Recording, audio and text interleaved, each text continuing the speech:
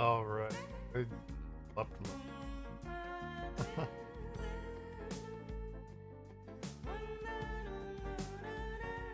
Fun stuff. We're gonna watch new game sec. Exciting.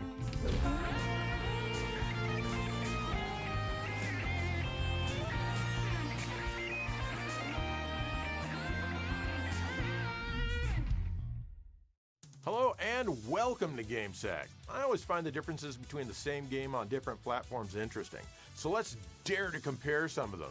That's right, I'll do it. I'm not afraid. And first up is a game that I haven't played since I rented it 30 years ago. Jeez. Here's Alien Trilogy on the PlayStation from Acclaim, developed by Probe. It was released in early 1996. This is a first-person shooter that covers all three Alien movies. Well, actually it doesn't. It's only loosely based on the stories from the movies, but it uses those settings and provides you with an all-new adventure, even though you still play as Ripley with her shaved head. It doesn't make much sense, but whatever. Mainly, you wander around, shoot facehuggers, full-grown aliens, and their ilk. Sometimes you even have to attack humans. Remember in the movies when the aliens impregnate the humans suddenly pick up guns and fight other non-infected humans? What, you don't remember that? That's right, this game plays pretty fast and loose with the Alien universe. For its time, the game is pretty good. You have specific parameters in each mission, like pressing a button on a kiosk to unlock doors. There is a lot of door unlocking in this game. Naturally, you collect different weapons and ammo as well as things to heal yourself or sometimes mission-specific items. Like Doom, you don't really need to worry about aiming up or down. The control works pretty well on the PlayStation. You move forward and back as well as steer with the D-pad. You strafe with L1 and R1. The dual-stick controller hadn't yet been released when this game came out. There's a map that you get when you press start, but I wish it showed me which direction I was facing. That'd make the map a lot easier to read. The visuals are often dark, but there are some scenes which are lit well. The enemies are all 2D sprites and not 3D characters. The game runs at a fairly solid 30 frames per second most of the time. The sound effects are all fairly generic, but they certainly do the job. The music is excellent. I just wish that there was more of it. This game was a good idea to take advantage of the first-person shooter genre.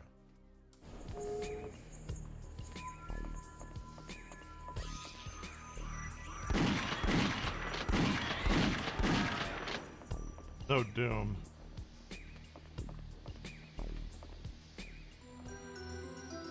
In the middle of that very same year, Alien Trilogy arrived on the Saturn. First off, the full motion video quality is a little worse, but who cares? I don't.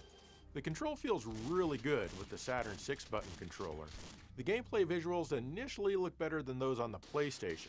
The graphics are brighter, which is really nice, and they're not grainy and the textures don't warp when you get close to a wall or something. However, there's no semblance of lighting here. For example, in this part of this level, you need to turn on the lights. On the Saturn, you still engage the same switches, but the lights have already been on the entire time. The steam that comes from the vents and other transparent effects are an ugly dithered mesh on the Saturn. It seems like the draw distance isn't quite as far as things pop in out of nowhere, but the PlayStation actually hides this with its lighting effects. The frame rate is also usually 30 frames per second, but it drops way more often than the PlayStation game. Unfortunately, this one only uses one of the Saturn's two CPUs. The sound effects are actually a bit different, and they sound much thinner and bad on the Saturn. Check it out. Oh, it's worse.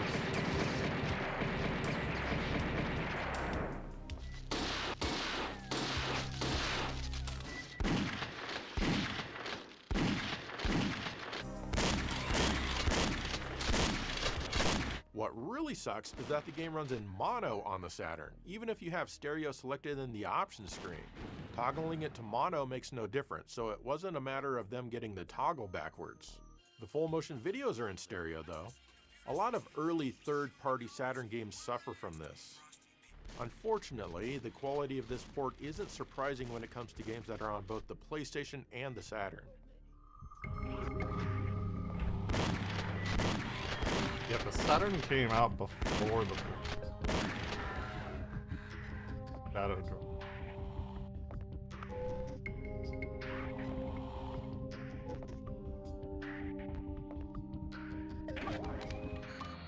At the end of that same year, Alien Trilogy came to DOS. I couldn't get a controller to work with this for some reason. I'm sure the issue is mine and not the game. So I had to play this one with a keyboard. I do not recommend this. Still, as you can see, this one is darker, like the PlayStation game. But it doesn't feature the ugly full-screen grain that is prevalent in many PlayStation games. And it looks a lot better because of that. This one features transparencies where there should be transparencies. It also features the lighting, like in this room where you need to turn the lights on. How about that? Unfortunately, as you can see, the frame rate is abysmal, at least on the setup I'm playing on. Gameplay-wise, there are online death matches that are only in this version. They even added some of that sweet 90s toot with some extra voices that aren't in the other versions. That's all you got? All in all, I think the DOS version would be the definite winner if you could do something about this frame rate. I'm not entirely sure if it can be improved or not on this particular game. If not, then I'd say go with the PlayStation version. The Saturn version is obviously the least good. Poor Sega Saturn.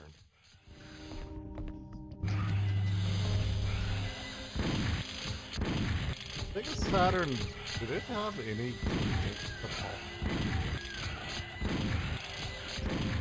like Nights into Dreams? That's like it.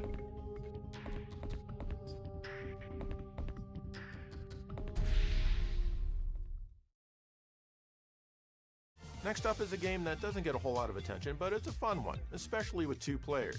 Man, can you imagine 2 people in the room at the same time? The 90s were crazy. Yeah.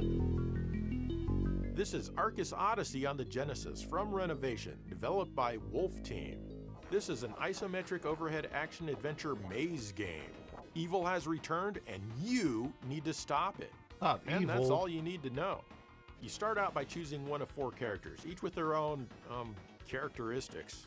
Up to 2 people can play this one simultaneously. Your main weapon for most characters is a projectile, and if you hold the fire button, you can generate a shield, but you can't move while you're doing that. As you advance through the various mazes, you'll come upon treasure chests. These will have different items in them, like magic crystals. Use these to gain magic points to let you use a limited number of magic attacks. There are also items to regenerate your life or power you up. What you really want is the life doll. If you have one of these, you'll respawn where you died when you die. If not, you need to restart the entire level from scratch. That's a tall order, as these levels are very long, well, except maybe for the first one. It's not that the stages are super huge in size, it's just that they're long because of all the back and forth that you'll need to do sometimes. Still, these mazes are quite maze-like. Who would have guessed? As a result, you will absolutely love this game because gamers love mazes. Gamers love mazes. Mazes and enjoy video games. I mean, come on. There are 8 levels in all. Fortunately, you get a password between the levels. Sometimes you can recruit someone or something to follow you around and help with attacking the enemies for a while. These guys are quite helpful in bolstering your offense. Of course, there are bosses to fight at the end of each level as well. Graphically, this one is pretty rough. The colors and detail are pretty dull and lifeless. The explosions look like fart clouds. It sounds like farts too. There's some parallax scrolling here and there, but it's all backwards, with the far background moving faster. This makes it kind of unpleasant to look at. The music is generally pretty good, typical early stuff from Motoi Sakuraba. Overall, the game is enjoyable despite the drab visuals.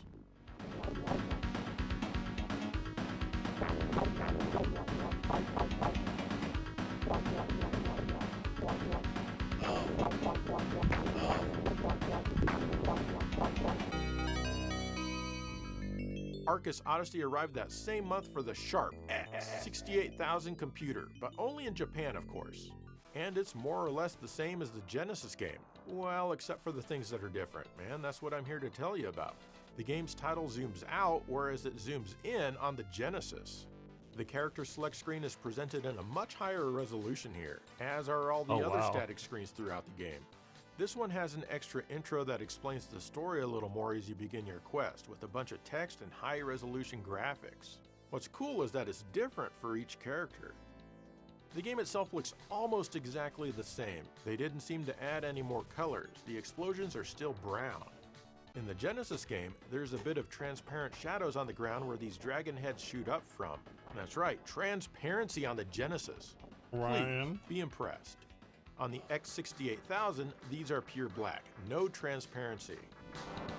The X68000 only features 2 buttons on the controller, so you need to use the escape key on the keyboard to open your menu. The gameplay and the various mazes and items are all mostly the same here. The water effect in level 2 is different. The Genesis game has a line-scrolling wavy effect for the water that looks nice.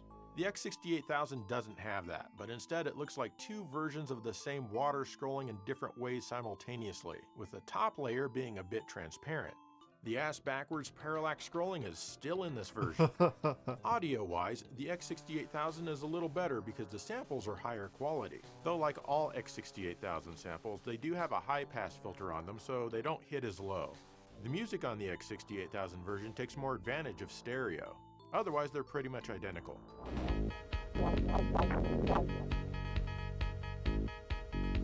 I love the Genesis sound chip. There's something about it.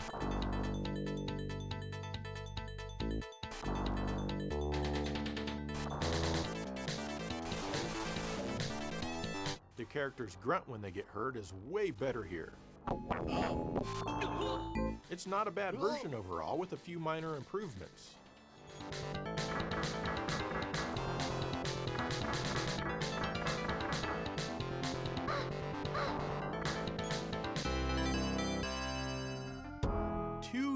Later, Arcus Odyssey came to the Super Famicom, again, only in Japan. Here, it's called Arcus Spirits. This is more or less a straight port of the Genesis game with very little added. Interestingly, it's a 10 megabit game where the Genesis was only 8.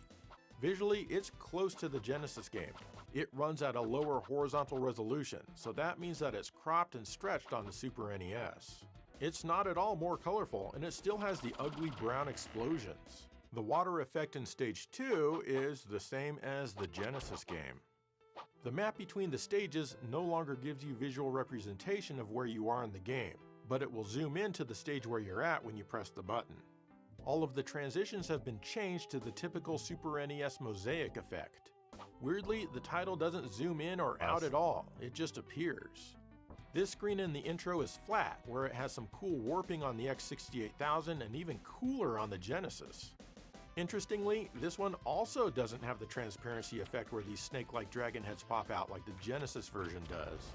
The good news though is that they fixed the parallax scrolling. It now operates like you'd expect, and as a result, it's much easier on the eyes.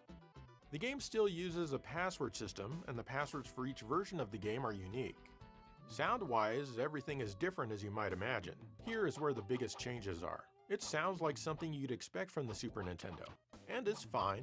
Unfortunately, this one doesn't have all of the music. There's a tune or two that's missing compared to the other versions.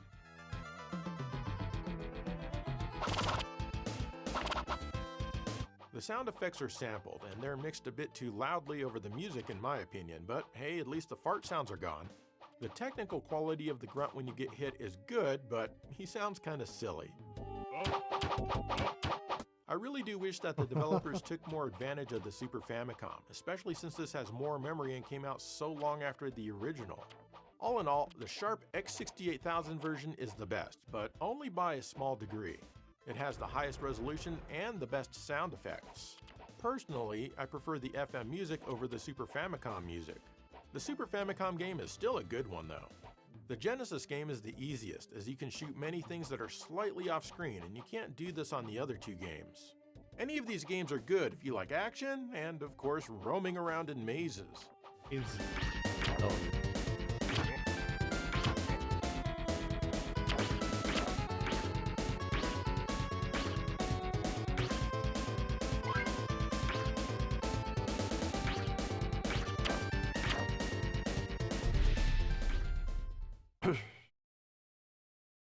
In the last Dare to Compare episode, I checked out Wonder Boy 3, The Dragon's Trap. So, let's check out the sequel. This is Wonder Boy in Monster World on the Genesis from Sega and Westone. That made me think of this. This is the 5th game in the series and the 3rd in the Monster World sub-series. In previous games, you played as dudes with yellow hair and even green hair, but now it's finally time to play as a dude with blue hair. Evil is around, and guess what? You need to stop it. This is an action-adventure platformer with Metroidvania overtones. You don't level up, but you can extend your life meter by finding hearts inside of certain chests. Also, you can buy better Effectively. equipment to make you stronger. You can equip some magic and other items at the top right of the HUD. By the way, here's a tip. When you first practice the ocarina, write this crap down. You're expected to know these combos when you need to use them. There's a lot of, where in the hell do I go now with this one? You just have to keep wandering everywhere and hope something opens up. Sometimes you can have a little critter follow you around temporarily. They can find coins, attack monsters, find hidden doors, and lots of other useful things. This is a nice, relaxing adventure that doesn't rush you in any way. It's also the first game in the series that has a battery backup save function. However, you only have one save slot. The graphics are all very nicely drawn and colored here. I like how the very start of the game is the same area as the start of the second game, Wonder Boy in Monsterland. This is a pretty nice callback for those of us who have played through that one. However, the HUD is way too big. It's kind of ridiculous.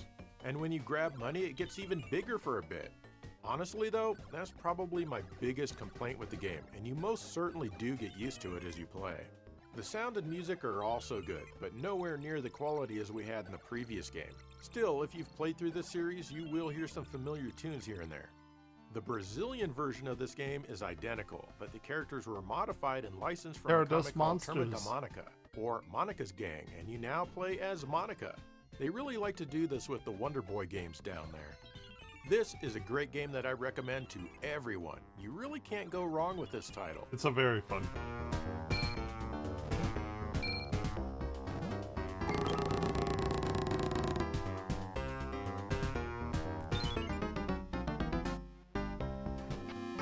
You can also play Wonder Boy in Monster World on the Master System, and it only came out in Europe.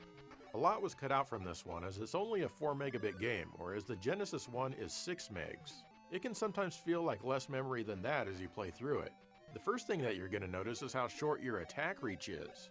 And I thought this was bad in the Genesis game. Oh man, you need to be right on an enemy here. There are fewer items to buy and equip now, many stages are shorter, feature fewer enemies, and basically no puzzles. Like here in the Dwarf Village, the king congratulates me on rescuing the boy the very first time I talk to him, except that there's no boy in this version to rescue at all. The screen in which you're supposed to rescue him now just has a sliding block for you to get up and grab some magic out of a treasure chest. Or here, where you're supposed to go underwater to get an item once you have the trident. On the Master System, you can't. At least not right here like in the other versions. Instead, you're supposed to go down back here and then finally you're swimming underwater. Now you can go in and out of the water just fine. Go figure. Weird. Oh, and you also don't get the little critters that follow you around and help you here and there. Since the Master System only has 2 buttons, you need to press up to activate the 3rd note on the ocarina, and you need to press pause on the Master System itself to access the menu. The game lets you save, but it uses a password system. An insanely long password. Yeah, hope you don't mess up writing that down or inputting it the next day. Spoiler, you will.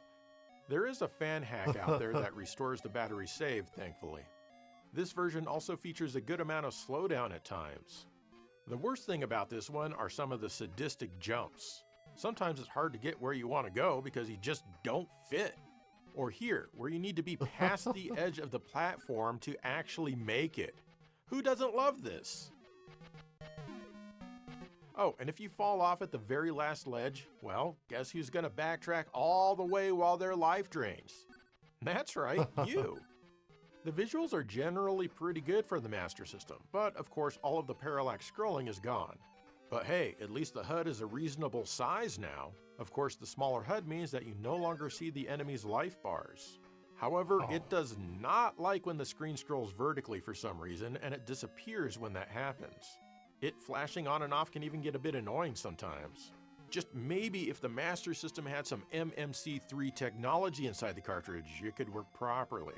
There's a lot less music here, and the music restarts every time the screen fades out and back in, which is quite often. This is another thing that can quickly get on your nerves.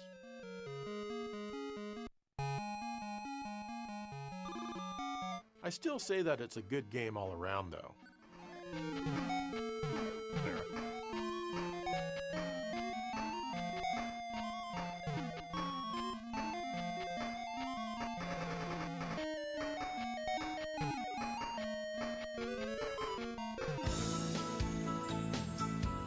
game also came to the Turbo Duo as Dynastic Hero, developed by Alpha System and published by Hudson Soft. Due to Hudson Soft's strange deal with Westone that started with the first game in the series, they can have a version of it for themselves, but they can't use the Wonder Boy characters at all. So we get all new characters here. Ooh. It starts out with a well-drawn intro that has a song that's Anime. not bad. The new characters don't look very appealing though. I mean, what's with that weird appendage on top of your head? Couldn't they have just made it Master Higgins or something, like the Adventure Island games? Oh well, at least your in-game sprite looks fine. That's the story is the beetle. completely different as well. The Heracross Evil is around, beetle and from guess what? Pokemon. You need to stop it. What's nice is that you have 4 save slots in this one. The PC Engine, TurboGrafx, Turbo Duo, PC Engine Duo, Core Graphics, Super Graphics, all those. They only have 2 buttons, so you need to use Run for the Ocarina as well as your magic and items. It works, but it doesn't feel very good. If you're able to get your hands on an Avenue Pad 3, it helps a ton with this one. Weirdly, this game won't let you reset by pressing Run and Select simultaneously, which is incredibly odd on this console. Gameplay-wise, it's pretty much the same as the Genesis game. Everything missing from the Master System port is here. The boss designs have all been changed here for whatever reason, but the common enemies are all the same. The critters that follow you can look a little bit different, but they still do the same things. Other than that, it looks just like the Genesis game, though they did choose a darker color palette. There's also no parallax scrolling on this one, which isn't surprising. The gigantic HUD is back in all of its glory. Oh, yeah. The music is all CD quality, of course. It can be fairly good sometimes, but overall, it's not as good as the Genesis game.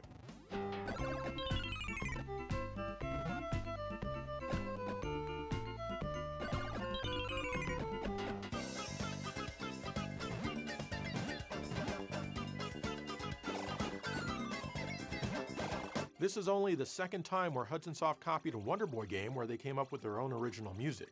The first time was the original Adventure Island. I kinda wish that they had just arranged the Genesis tunes instead.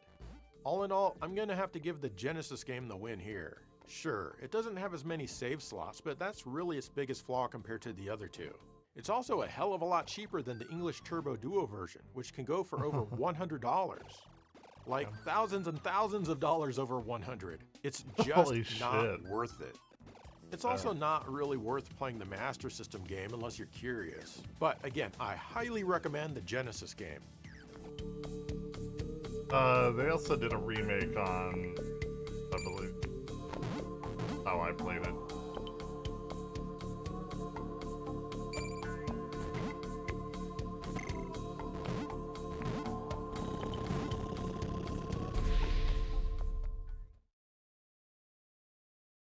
This last one is a Genesis game that I thought was a console exclusive, but no, it actually got quite a few ports. Now, sorry for the length of this one, but I've got to tell the story about what I thought the Genesis was capable of when it first came out.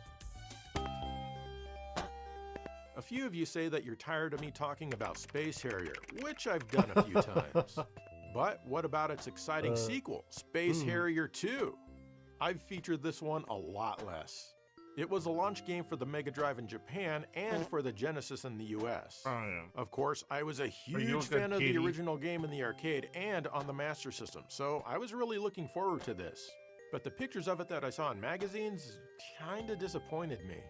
So I bought Thunder Force 2 as my first game on the console and let my friend pick Space Harrier 2 up. We then let each other borrow our respective first games a few days later, and yes, I was kinda disappointed with this. It plays just like the first game. You fly around and shoot things. You have 13 stages to get through compared to 18 in the original. This game is ridiculously easy since it gives you extra lives at the drop of a hat. You can try adjusting the difficulty, but if there's a difference between hard and easy, I don't notice it. You can choose which stage you want to start on, but you need to play through all 12 of them to get to stage 13, which is a boss rush of every single boss. Then you fight the final boss. What really disappointed me with this one was the graphics. Before the Genesis came out, magazines of the time were reporting that the console had scaling. Of course, we all know now that it doesn't, but naturally the magazines never bothered to print a retraction, because of course they didn't. So back when this came out, in my mind, the Genesis still had some form of scaling built into the hardware. And, well, this game made me face reality pretty hard. Sure, it's smoother than the Master System game, but the stages are also a lot more sparsely populated. The music also disappointed me. It's nowhere near as cool as Space Harrier 1. Now, it's most definitely not bad music, but it doesn't feel appropriate for a Space Harrier game.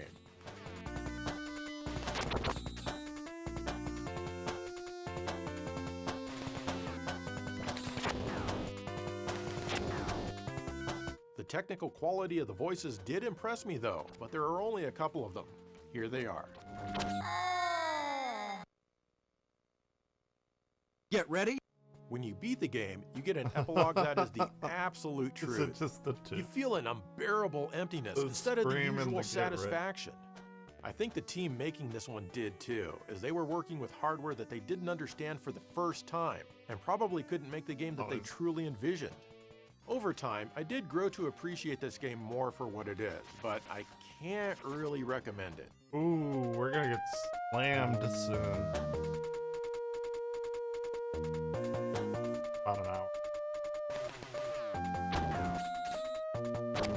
It's over there.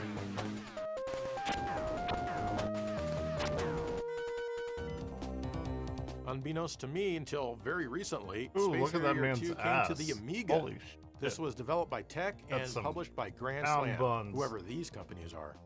The graphics were done by Spock. Neat. At first glance, pretty much everything is here, just cropped, which makes it look wider when I zoom it in like this. The gameplay here, though, has taken a step down. Your hitbox is huge, and you will get hit even when things don't touch you. Hell, you can even get hit before an enemy has moved to your plane depth-wise. Speaking of which, it can be very difficult to judge depth in this one, mainly because nothing has any shadows on the ground. The enemies and their projectiles all move much faster than the Genesis game, but even worse, the speed can be inconsistent. You can choose to play this one with a mouse or the joystick. You'd think that the mouse would improve things, but it doesn't. It just makes it that you're more liable to run into something accidentally as you're avoiding something else. You also have a choice between music or sound effects. You can't have both, and you don't deserve it. The music is actually pretty good, but something about it doesn't make me prefer it over the Genesis game. The sound effects are the only way that you'll hear the voices. Every sound effect has some stereo effects. Didn't applied really to it. like the Genesis game. Well, he said that it wasn't suitable for it. Get ready. Overall, this is a mediocre port of the game.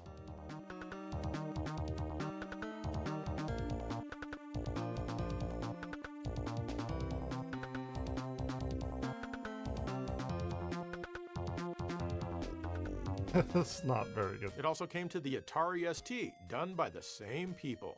Most of the things I said about the Amiga version can be applied to this one.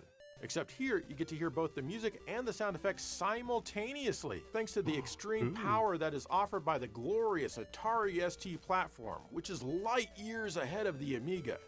Unfortunately, the sound quality itself is closer to that of a Sega Master System.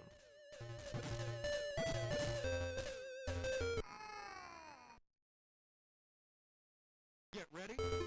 This one also seems to have a bit more slowdown compared to the Amiga, which itself had a lot more slowdown than the Genesis What is the original. Sabrina Carpenter drama?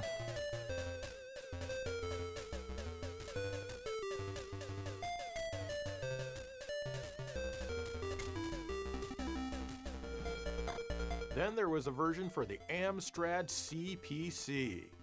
And, well, it's kind of impressive for the little Amstrad. It has a graphic of one of the bosses over there on the side at all times, so that's really exciting.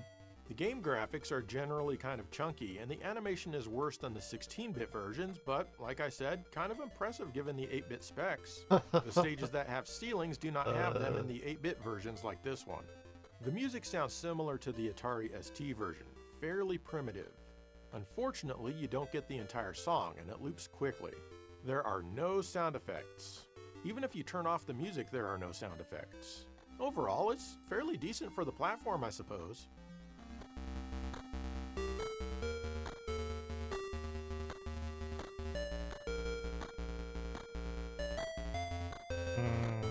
Close down with the Naturally, there was also a port to the ZX ZX Spectrum. Spectrum. Why anyone would want to play games on this thing will forever be a mystery.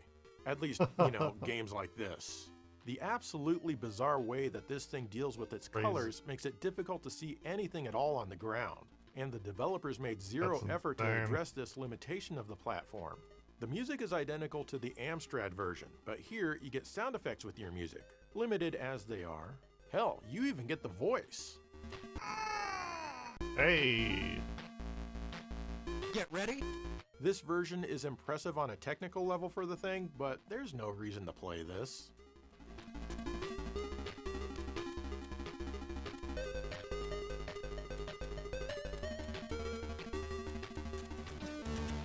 There's even a version for the Commodore 64. Wow. This one looks pretty chunky and ugly, but it's still better on the eyes than the ZX Spectrum version. I like how Harrier is rendered at twice the resolution of everything else. That's because he's important. The rest of the screen is a blocky mess because nobody cares.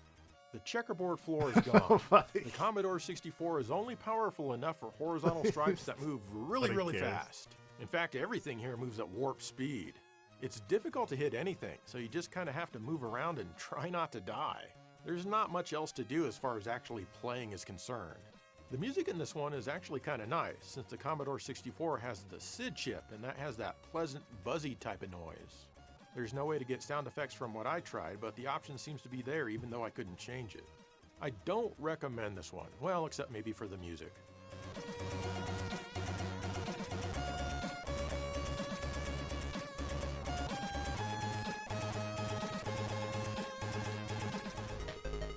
There's also an MSX version. It's a cassette game, and getting this one to run was a pain in the ass. I couldn't get a joystick to work, so again, I had to play with the keyboard. Very bad. Moving up and down are accomplished with the letters I and K, if I recall, and moving left and right happens with the letters Z or Z and X. It's so Ooh, dumb. okay.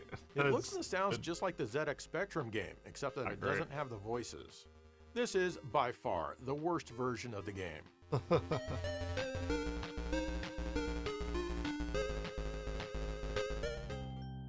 Lastly, we have Space Harrier 2 on the Genesis Mini 2. This version was developed by M2 in 2022. They basically just remade it for the Genesis, but using that scaling feature that I actually thought the console had when I originally played the game back in 1989. There are lots of things that are good about it. The scaling is indeed nice. Everything moves so much smoother. I would have loved this back then. The new floor is nice too, it looks great. All the colors here are what the Genesis can do on its own. They even redid the music with better instrumentation and added a bass line that makes it sound like an actual Space Harrier game.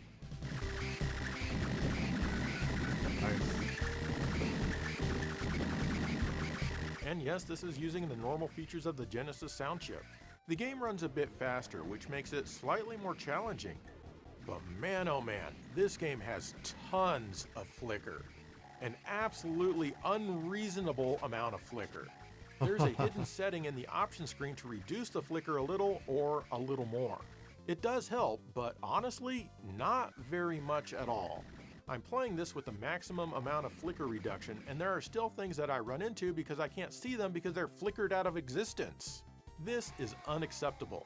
Granted, this is a bonus game on the Genesis Mini, so you can't get too mad, but still. If we're using our imagination to wonder what this game would look like with real scaling, why not extend that imagination to see what it would look like without flicker? I really do not understand M2's thought process here. The sound effects have also taken a leap backwards. Sadly, the world has forgotten how to make FM sound effects. However, they did add more voices, and that's awesome, but they do sound worse than the original game. You're doing great. Still, I'm more than 100% positive, if that's even possible, that I would have been more than fine with the sound here back in 1989. All in all, despite the disgusting and downright embarrassing flicker issues, the Genesis Mini 2 version is the best of them all. The Genesis original doesn't have these issues, but it also runs at a lower frame rate and the music isn't as nice. If you really want to play Space Harrier 2, well, just make sure to stay away from the computer versions. You're doing great. Doing great.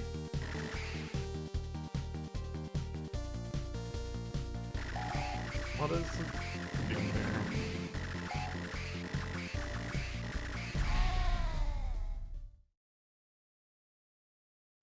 And there you go, more games that I have dared to compare. That's right, I walk on the edge and I risk it all for you guys. So what are some other games that have multiple versions that you'd like to see me compare that nobody else has the courage to? Let me know. In the meantime, thank you for watching GameSack. It was pretty good. I like that.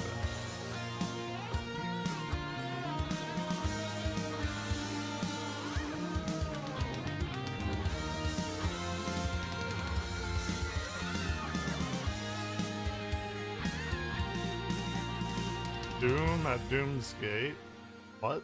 Yeah, Doom.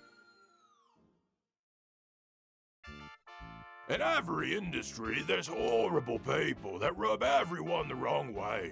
As I say, but hello, you!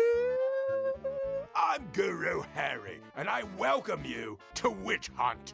Top 5 game developers who are complete assholes.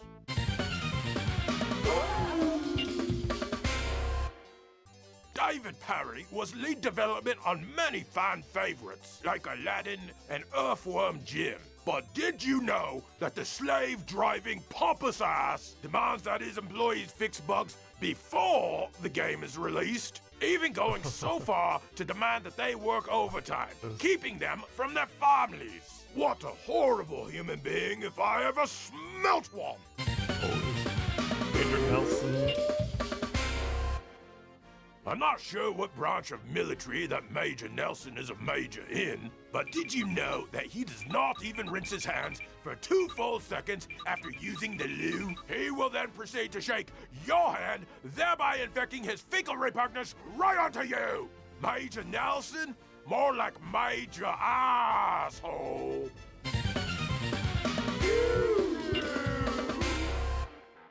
I tweeted at John Carmack once, and would you believe it, he did not respond or even follow me back at all. I'm a goddamn guru, for Christ's sake. You don't know who you're messing with, Carmack. Number 2! Tommy Tallarico. Tommy Tallarico. Just look at his stupid face. He really needs to. Sorry, lovelies. It's tea time. Back in a bit.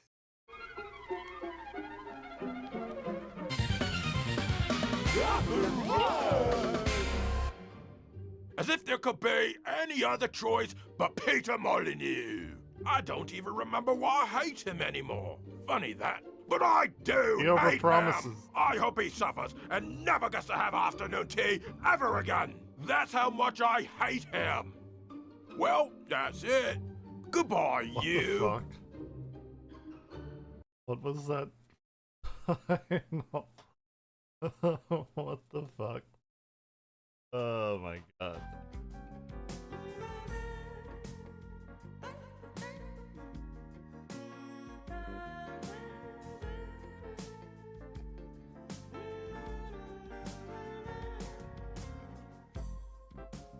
Out of Coachella, I can't play it if I'm on.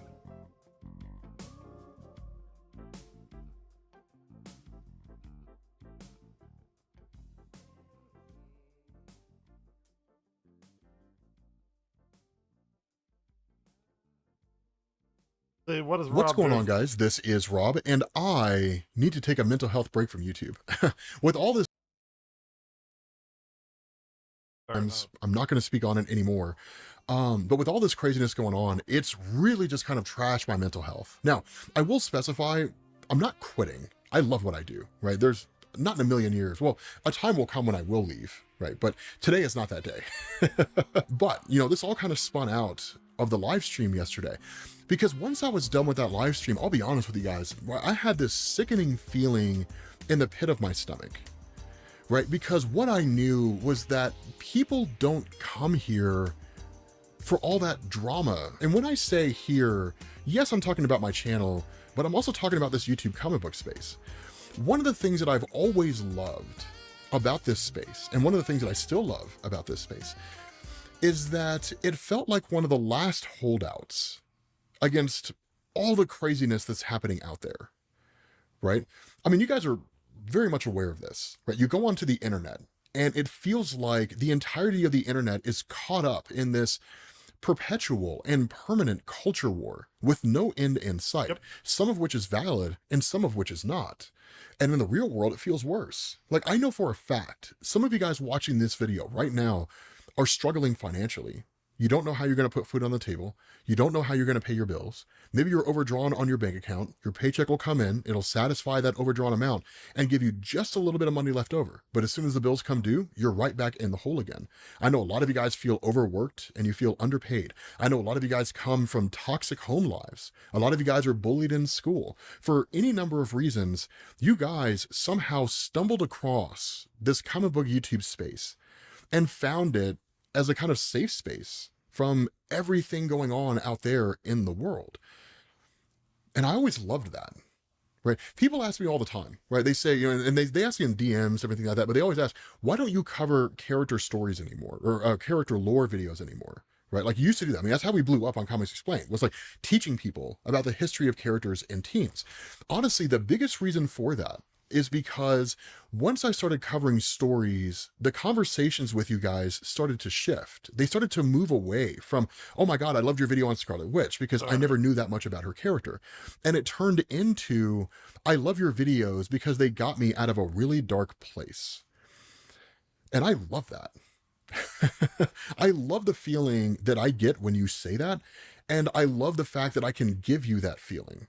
Right? That, like myself and so many other comic book readers who grew up reading in the olden days, that we started getting into the world of comic books for the same reason that you're getting into them now. We were escaping whatever dark parts of our life we wanted to get away from. And comics allowed us to do that. I love that. Like, I absolutely adore that. And so, yeah. And, you know, I was thinking about that like the whole evening last night. And I was like, yeah, number one, I need a mental health break. I mean, that's something my therapist and I have been talking about for like a month. When everything first started popping off, yeah, my therapist and I were talking about that. I mean, let's be honest, who the hell doesn't have a therapist? Who does not have a therapist after COVID? I don't know anybody who escaped lockdown unscathed. I can't imagine anybody who's, I mean, if you're a person who's making it in this day and age without a therapist, I mean, shit, send me an email, give me some tips. Like, I need to know how you're doing it, to be honest with you. Like, I need to know. But you know, with that, yeah, when I was thinking about that, I was like, yeah, I 100% need a mental health break. But honestly, I'm just not interested in bringing that crap onto my channel. I'm not interested in doing that. I had mods and stuff. Right? It makes me feel sick when I do it. I feel miserable whenever I do it. I don't understand how somebody could take enjoyment out of it. Right? But I just feel like a shitty human being whenever I do that. Yeah. I mean, don't get me wrong. I certainly think that there's certainly things worth polarizing over. And there are certainly topics that need to be discussed, right? I think that's very important. I don't think that should be ignored, right? Those are certainly things that need to happen. But farming drama out of it all, it's not really something that I'm interested in, right? I have no interest in being a part of that community. So anyway, as far as that break goes, or as far as this break goes, I will be out until the beginning of May. Maybe like the first or second day of May. So it's going to be a couple weeks that I'm going to be out. So it's not going to be forever. I will say we are going to miss out on some dope stories. Absolute Batman number 19 comes out this week. I don't know. I may take a break from my break and make a video on Absolute Batman 19. Because I'll be honest, man, I fucking love Absolute Batman. For those of you guys who don't know, that's when we get Absolute Scarecrow. That comic is going to be nuts. Like, I'm very excited to see what nightmare fuel Scott Snyder has dreamed up. If ever there were a comic that was going to be called like Absolute Scarecrow is Nightmare Fuel, that would be it. Right? If ever there were a video that we were going to title such and such is Nightmare Fuel, where are we that's going to be it, man. I can't imagine an Absolute Scarecrow being anything other than the most horrifying thing that you or I could possibly imagine. And I don't know, man. Scott Snyder, I love you to death, man. I really, really do. But I gotta be honest, man, with the stuff that you concoct for the Absolute Universe, if you see this, the stuff that you concoct with the Absolute Universe, sometimes I feel like that whatever goes on in your head is darker than anything that any of us could ever imagine. I don't know, man. I love you to death. Don't take it as offense, right? Like, we still have to get a beer soon. Okay. Anyway, so he's going away for a little while. It got real and that sucks.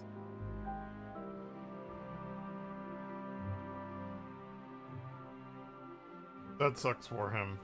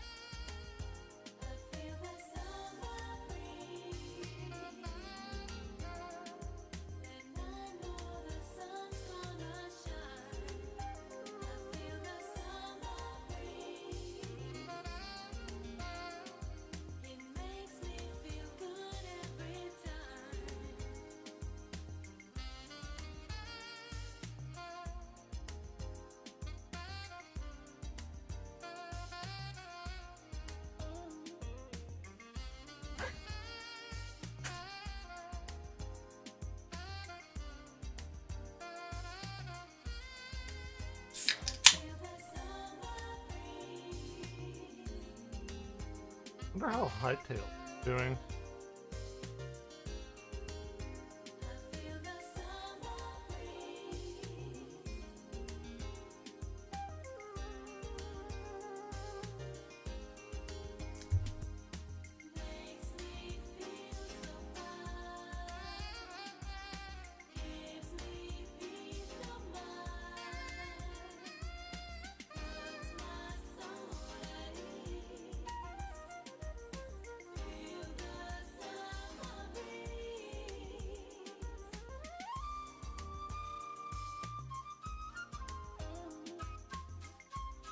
Kitty.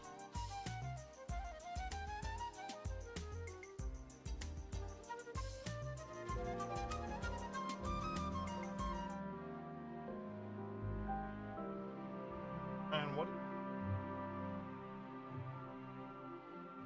Ooh, Expedition Heart. There's like a bunch of new air I've never.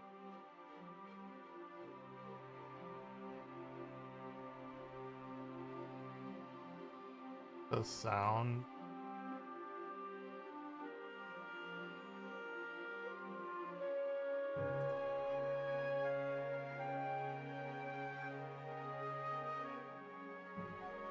Paradise Coast. Damn, there's like a lot.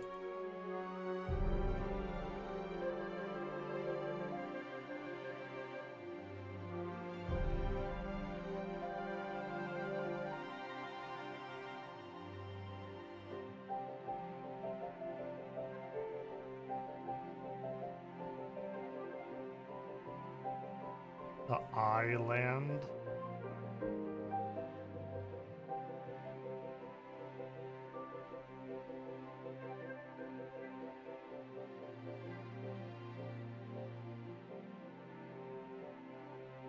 Orion, lost you. Lost you.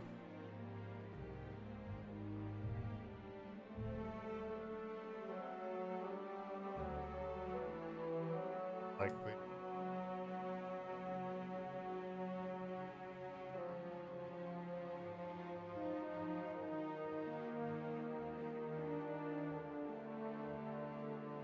I think I want to do the Nordheim one.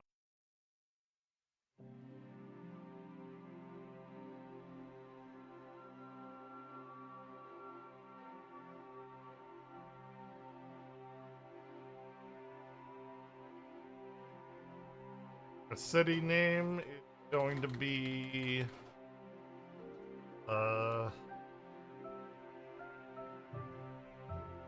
Star.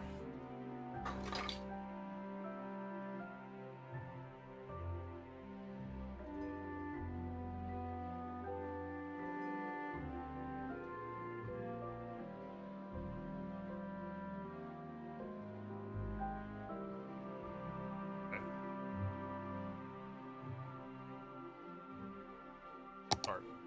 You want to set random disasters on, the setting is global, will affect all saves. The disasters on from the option.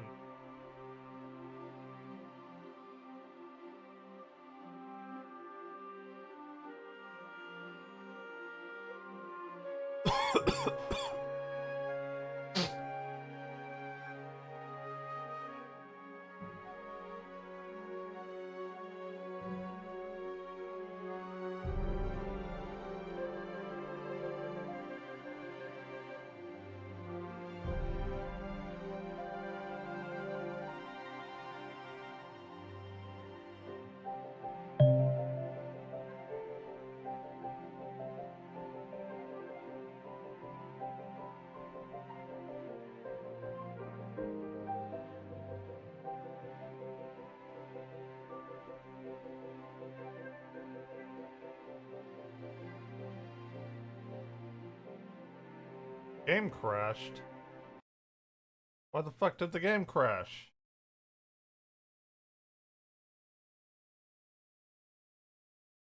Sucks.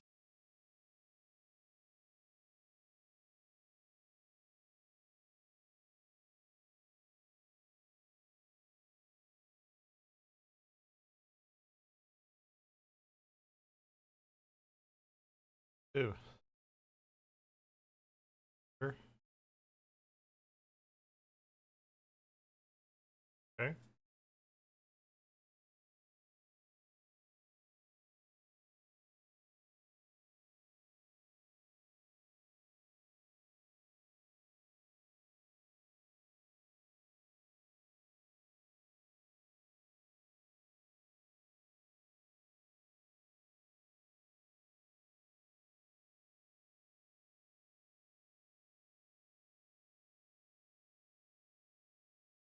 Uh,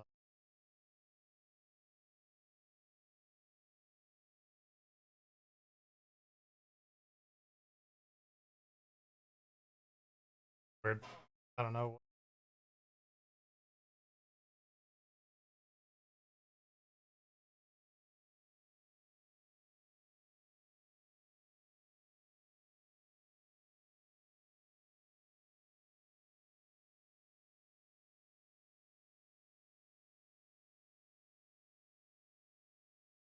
Oh, Ryan, did you make my game crash?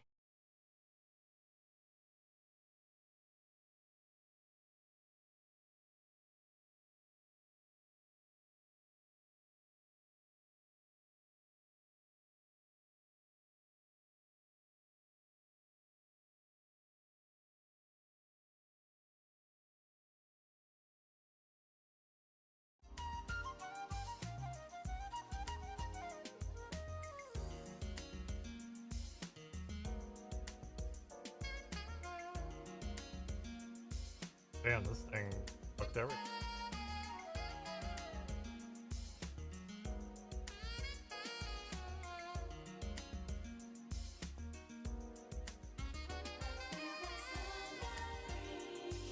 Uh,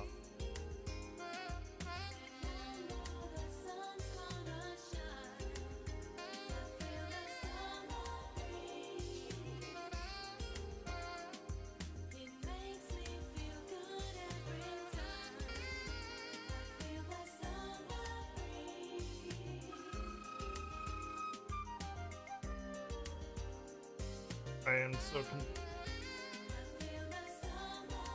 okay.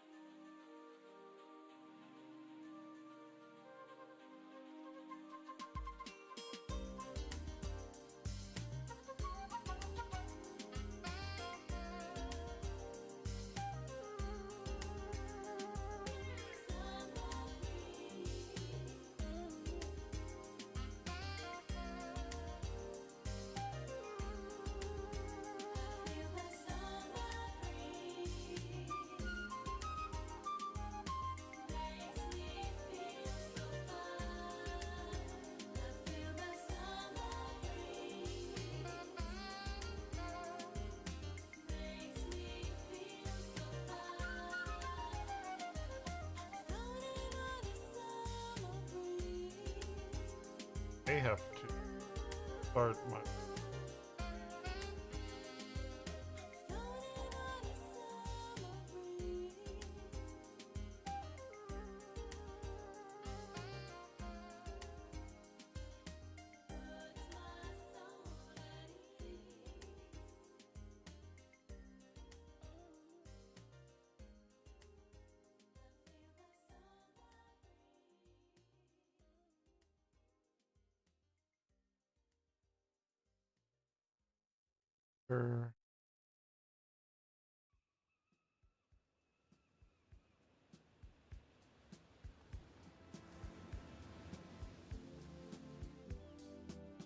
Um,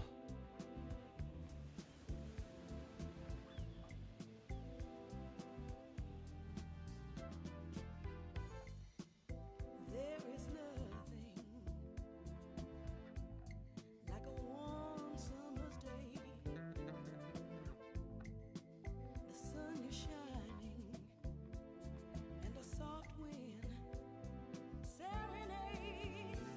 We can walk in the park, make love after dark. okay. Try it again. Love in the nighttime. Don't do that. Okay. Play. I like the warm weather. Feels so mellow. It's like a natural high. May have to start. I've got to get outdoors. It's too nice to be inside. We can ride to the beach, oh, just you and me. Hey, Back.